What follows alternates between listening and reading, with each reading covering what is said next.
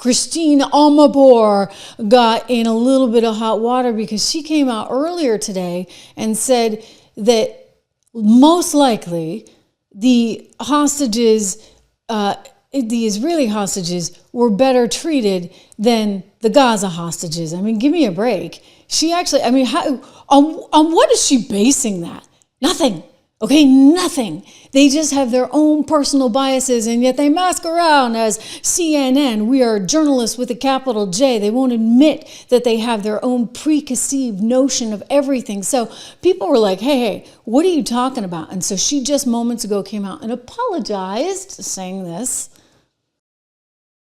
I spoke about what a day of real joy this is for Israeli families whose loved ones are finally being returned from 2 years of horrific Hamas captivity, and for civilians in Gaza who finally had a reprieve from 2 years of brutal and deadly war.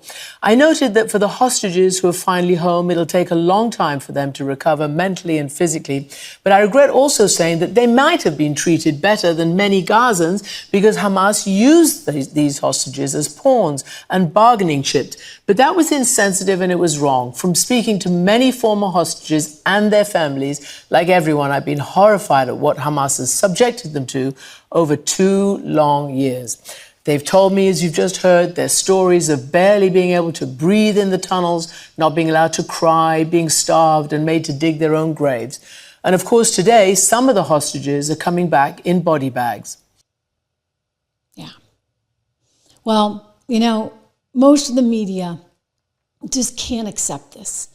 They just can't accept it. They've got, you know, Obama who can't quite accept it with his lousy tweet. They've got the New York Times. I'm showing you all of the things. Trump pronounces end to Gaza war, but details remain unsolved. They can't give him any kind of wind, despite the fact that Biden could not get this win, despite the fact that Barack Obama could not get this win. They say Trump takes a victory lap, but avoids questions about what's next. I'm sorry, he just told you what's next. I played you the sound. He talked about how we're going to have a peace board and everybody wants to be involved in this. And there's going to be a lot of money pouring in because they got to do a lot of building.